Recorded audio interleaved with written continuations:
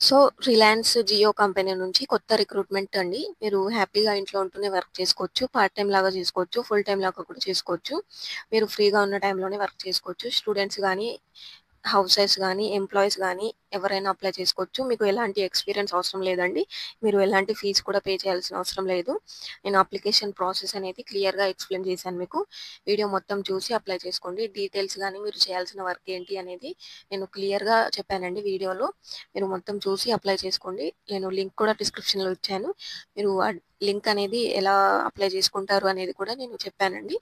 క్లియర్‌గా మొత్తం చూస్తే అర్థమవుతుంది మీకు. డైరెక్ట్ డిస్క్రిప్షన్‌లో ఉన్న లింక్ ఓపెన్ చేస్తే మీకు అర్థం అవ్వదు. వీడియో చూడండి. కొంచెం ఒక హాఫ్ వీడియో చూసినా అర్థమవుతుంది మీకు. చూసి అప్లై చేసుకోండి. ప్రాపర్‌గా అప్లై చేసుకోండి. సో, మీకు ఆఫీస్ లొకేషన్ వచ్చేసి హైదరాబాద్ అనమాట. మీరు హ్యాపీగా ఇంట్లో ఉంటూనే వర్క్ చేసుకోవచ్చు. ఇంకా నేను పాస్‌వర్డ్ ఎలా పెట్టుకోవాలి, క్యాప్చా ఎలా ఎంటర్ చేసుకోవాలి అనేది కూడా క్లియర్‌గా చూపిచ్చానండి. మీకు వీడియో మొత్తం చూస్తే అర్థమవుతుంది. సో, అందరూ కూడా ముందుగా ఏం చేస్తారంటే నేను డిస్క్రిప్షన్‌లో లింక్ ఇచ్చానండి. టెలిగ్రామ్ గ్రూప్ లింక్ అనేది నేను డిస్క్రిప్షన్‌లో ఇచ్చాను. లేటెస్ట్ జాబ్స్ 2025 తెలుగు అని ఉంటుంది. టెలిగ్రామ్ గ్రూప్ నేమ్ వచ్చేసి. మీరు ముందుగా జాయిన్ అవ్వండి అక్కడ. టెలిగ్రామ్ లేని వాళ్ళు వాట్సాప్ ఛానల్ కూడా ఇచ్చాను. అందులో జాయిన్ అవ్వచ్చు. జాయిన్ అయ్యి నోటిఫికేషన్ ఆల్ పెట్టేసుకోండి వాట్సాప్ ఛానల్ లింక్ అనేది. నెక్స్ట్ ఎందుకు అనంటే మనం ఇప్పటి నుంచి వీడియో చేయకుండా డైరెక్ట్ అప్లికేషన్ లింక్ అనేది అందులో షేర్ చేస్తామనమాట. అందుకే మీరు జాయిన్ అయితే మీరు వెంటనే అప్లై చేసుకోవచ్చండి.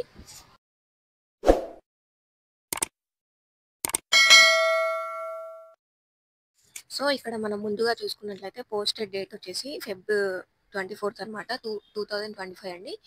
అంటే ఈ రోజే పోస్ట్ చేశారనమాట. ఫంక్షన్ ఆర్ బిజినెస్ ఏరియా వచ్చేసి కస్టమర్ సర్వీస్ అండి. మీ జాబ్ రోల్ వచ్చేసి కస్టమర్ సర్వీస్ అనమాట. సో, మీకు ఇంకా ఎడ్యుకేషనల్ క్వాలిఫికేషన్ చూసుకున్నట్లయితే 10+2 అనమాట.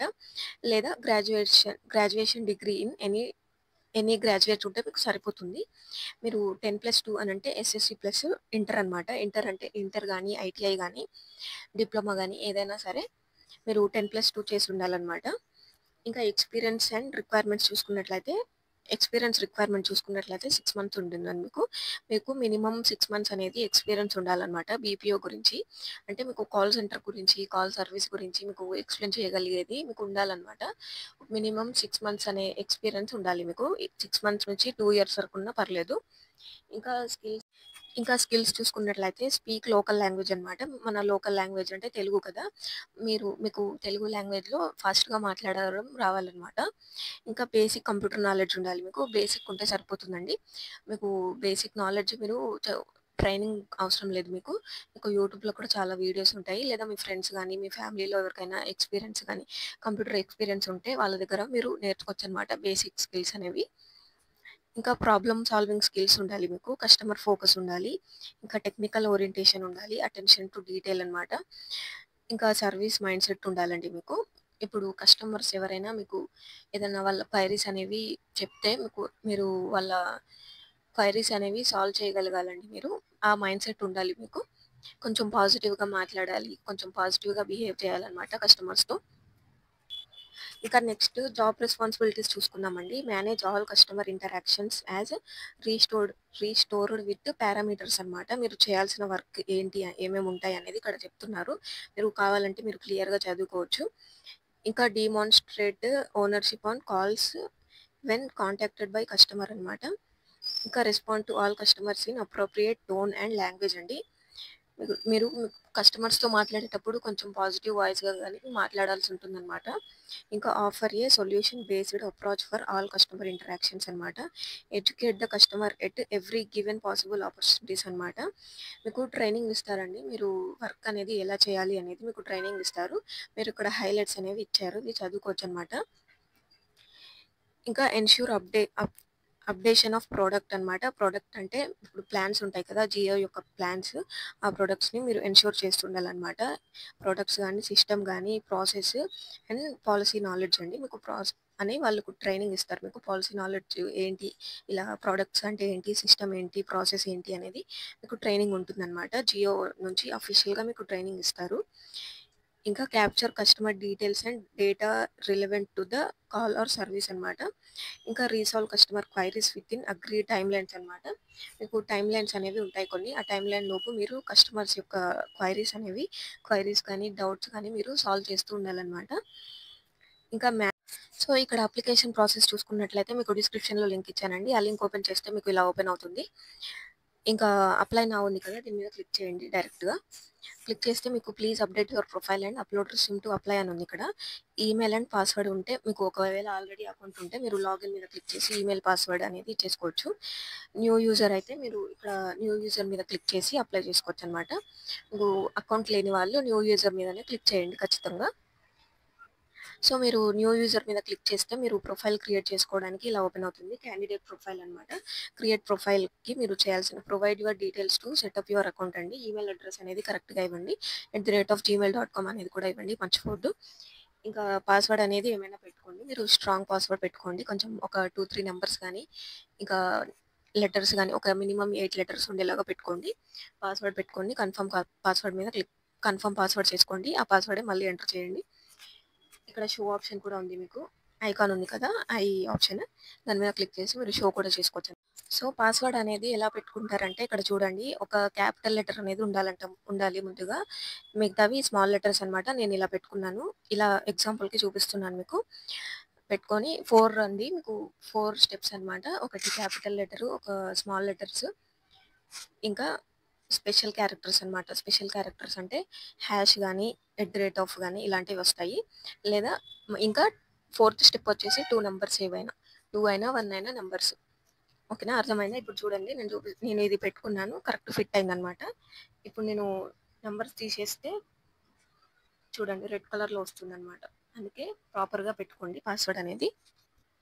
అనమాట. అబౌట్ యూ అని ఉంది ఇక్కడ. మీ ఫస్ట్ నేమ్ అనేది ఇవ్వండి. నేమ్ చూడండి ఇక్కడ ఖచ్చితంగా కరెక్ట్‌గా ఇవ్వాలి మీరు. Name must be as Aadhaar card అనమాట. మీ ఆధార్ కార్డ్‌లో నేమ్ ఎలా ఉంటుందో కరెక్ట్‌గా అలానే ఇవ్వాలి మీరు. ఇంకా లాస్ట్ నేమ్ కూడా ఇవ్వండి. డేట్ ఆఫ్ బర్త్ కూడా అండి. మీ ఆధార్ కార్డ్ ప్రకారమే ఇవ్వాలి డేట్ ఆఫ్ బర్త్ కూడా. మీరు డేట్ ఆఫ్ బర్త్ డైరెక్ట్ దీని మీద క్లిక్ చేసి ఇలా క్యాలెండర్ ఓపెన్ అవుతుంది మీకు. మీ ముందుగా ఇయర్ అనేది సెలెక్ట్ చేసుకోండి. ఇయర్ సెలెక్ట్ చేసుకుంటే మీరు నెక్స్ట్ మంత్ అనేది హైలైట్ అవుతుంది మీకు. మంత్ హైలైట్ అయిన తర్వాత మీరు డైరెక్ట్ ఇలా మీ నంబర్ అనేది పెట్టేసుకోవచ్చనమాట. ఇంతే నేను జస్ట్ మీకు చూపిస్తున్నాను. నెక్స్ట్ ఇండియా అని ఆటోమేటిక్ వస్తుంది ఇక్కడ. మీ మొబైల్ నెంబర్ అనేది ఇవ్వండి నెక్స్ట్. ఇచ్చేసి ఎంటర్ క్యాప్చా అండి. క్యాప్చా ఎంటర్ చేయడం రాని వాళ్ళు కరెక్ట్‌గా చూడండి ఇక్కడ. చాలామంది కామెంట్స్ చేస్తున్నారు. అక్క ఇది క్యాప్చా ఎలా టైప్ చేయాలి అనేది చాలామంది కామెంట్స్ చేశారు లాస్ట్ వీడియోలో. ఇక్కడ మీకు రిఫ్రెష్ బటన్ కూడా ఉంటుందండి. ఇక్కడ రెడ్ కలర్ బాక్స్ ఉంది కదా! దాని రైట్ సైడ్‌లో అది రిఫ్రెష్ బటన్ అనమాట. ఒకవేళ ఇన్వాలిడ్ వచ్చినప్పుడు దాని మీద క్లిక్ చేస్తే మీకు ఇంకో క్యాప్చా అనేది వస్తుంది. మీరు ఈ క్యాప్చాలో మీరు స్మాల్ లెటర్స్ కానీ, క్యాపిటల్ లెటర్స్ కానీ చూసుకోవాలండి. చూసుకొని క్యాప్చా అనేది ఎంటర్ చేయాలి. ఇక్కడ చూడండి క్యాప్చా స్మాల్ ఏ అండి. ఇంకా క్యాపిటల్ జెడ్, ఇంకా DELEI ఇలా ఇవ్వాలండి కరెక్ట్‌గా మీరు క్యాప్చా అనేది. ఇచ్చి మీరు కన్ఫర్మ్ మీద క్లిక్ చేస్తే మీ అకౌంట్ అనేది క్రియేట్ అయిపోతుందనమాట. సో, మీరు కన్ఫర్మ్ మీద క్లిక్ చేయగానే మీకు వెంటనే ఇలా వస్తుందనమాట. అగ్రీ మీద క్లిక్ చేయండి. నెక్స్ట్ ఎలా వస్తుందనేది చూద్దాము. సో, అగ్రీ మీద క్లిక్ చేయగానే మీకు ఇలా వస్తుందనమాట. యూజర్ రిజిస్ట్రేషన్ అని. Thank you for registering with us అని ఇలా వస్తుంది మీకు. ఓకే మీద సింపుల్‌గా ఓకే మీద క్లిక్ చేసుకోండి. నెక్స్ట్ మెయిల్ కూడా వస్తుంది. మెయిల్ కూడా ఎలా వస్తుందనేది చూపిస్తాను చూడండి. సో, మీకు మెయిల్ అనేది ఇలా ఉంటుందనమాట. రిజిస్ట్రేషన్ సక్సెస్‌ఫుల్లీ అని మీకు ఇలా వస్తుంది. సో, మీకు నెక్స్ట్ ఏం చేయాలంటే మీరు మళ్ళీ వీడియోలోకొచ్చి డిస్క్రిప్షన్‌లో లింక్ ఉంది కదా! ఆ లింక్ మీద మళ్ళీ క్లిక్ చేయండి. క్లిక్ చేసిన తర్వాత మీకు అప్లై నౌ మీద క్లిక్ చేస్తే మీరు ఇక్కడ ఆ లాగిన్ మీద క్లిక్ చేయాలన్నమాట. మీకు డైరెక్ట్ ఇస్తే రాదు. మీరు లాగిన్ మీద క్లిక్ చేయాలి. ముందు న్యూ యూజర్ మీద క్లిక్ చేసి మనం క్రియేట్ అనేది చేసుకున్నాం కదా! నెక్స్ట్ మళ్ళీ ఇలా వచ్చి మీరు లాగిన్ మీద క్లిక్ చేసుకోవాలన్నమాట. క్లిక్ చేసి సేమ్ ఈమెయిల్ ఐడీ ఇచ్చేసి మీరు ఇందాక ఏదో పాస్వర్డ్ పెట్టుకున్నారు కదా! ఆ పాస్వర్డ్ అనేది ఇవ్వాలన్నమాట. సో, పార్ట్ 2 వీడియో కూడా చేశానండి. నేను ఆ పార్ట్ 2 వీడియో కూడా డిస్క్రిప్షన్‌లో ఇచ్చుంటాను. చూడండి. ఆ వీడియో కూడా చూసి అప్లై చేసుకోండి. ఇదే వీడియోలో మొత్తం చెప్తే లెంతీ అయిపోతుందనమాట.